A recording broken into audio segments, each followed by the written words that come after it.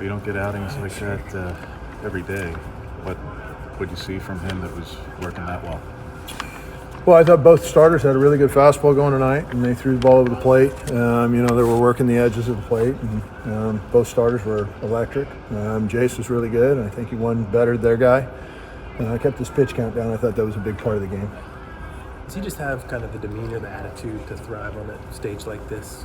Southern Oregon kid, they're tough kids. So, the more we can get of those kind of guys, the better off the program is. For him to get rolled out there on Friday night, pitch and coach the seventh inning, he got bases loaded, and, that's usually a lot of times where a coach will go to the bullpen or something like that. And he told him, no, you're getting them. And that kind of trust in your Friday night guy, that's something that's earned, and Jace has earned that from Coach Angier, which is awesome. Got into a jam in the fourth, even bigger jam in the seventh. How impressive was it to see him get out of those? Well, you got to be able to do that if you're going to be good, and if you're not going to be good, then you're gonna give up runs in those spots, and he answered the call, which obviously didn't surprise Coach Angier, and he's been pitching very, very well lately. So I was happy for Jace. He did a nice job tonight. How about Malaris getting out of that jam in the eighth and then striking out the side in the ninth? Yeah, one pitch in the eighth, and he got the pop up to left, and then he looked like himself in the ninth, which was really nice. So good all the way, all around win.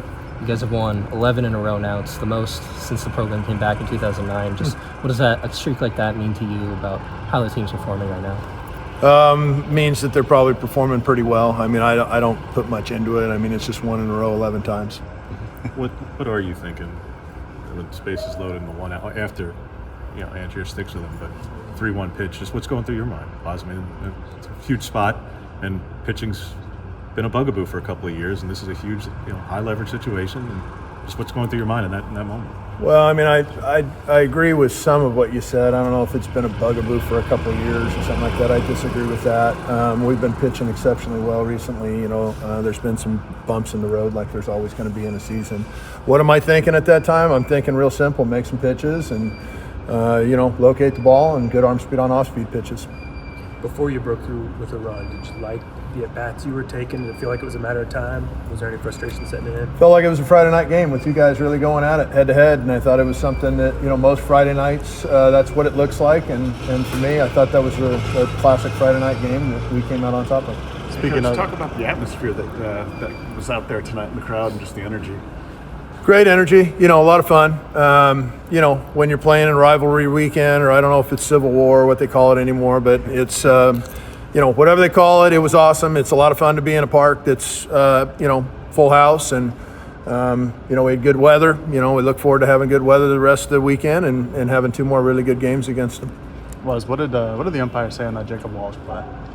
Said they would review it, and then they came back and said that we lost the review. Didn't give a good explanation on that, or? No, we were just saying that that Jacob had caught the ball, and the runner had dislodged it, and obviously the replay must have shown something differently.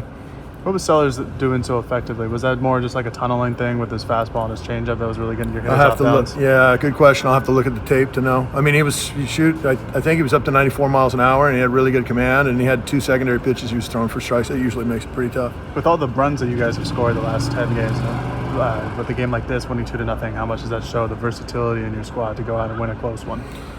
Well, I thought that the runs that were scored were Ceballos got the clutch hit, and the ball that was laced at the shortstop. I think at one point it was an error, and then it changed to a hit. I mean, the ball was struck well, and it was a tough play, regardless whether the hit an error or whatever. But I thought that those were critical at bats, and guys were able to come through. Usually, Friday night games aren't going to be 10-0, or 10-9, and if they are, that means the pitching probably pretty much stinks, and it wasn't that way tonight.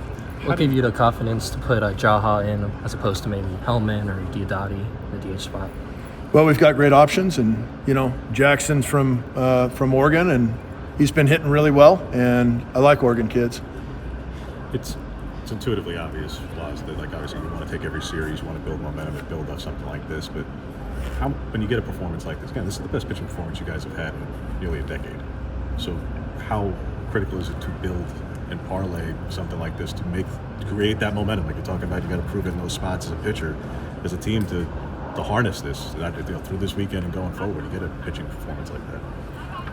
Well, I mean, Robbie Alstrom was just, almost the Pac-12 Pitcher of the Year 2 years ago here. So I don't know if it's been a decade. That's a pretty rough call right there. I think we've had some statistically. I think Tyler Anderson might fight you on that one, and some other guys that are pitching in the big leagues tonight. I think there's 9 of them. So I don't know if that's really a fair statement, but I was really excited about Jace's pitching performance, and I think the point is has it been as consistent as you've wanted it, or as others have wanted it? And the answer is always you want it more consistent every single day, every day of the week.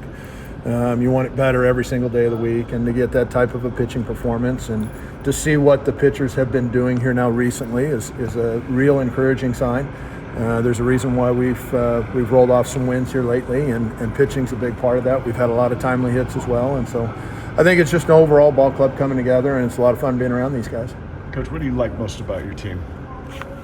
Being with them every day. They're a physical group. They love the weight room. They love the field. They love just everything that we do together. Has just been a blast with these guys. We haven't had issues with discipline. We haven't had guys missing class or study hall and all that kind of stuff, and they just love being around each other.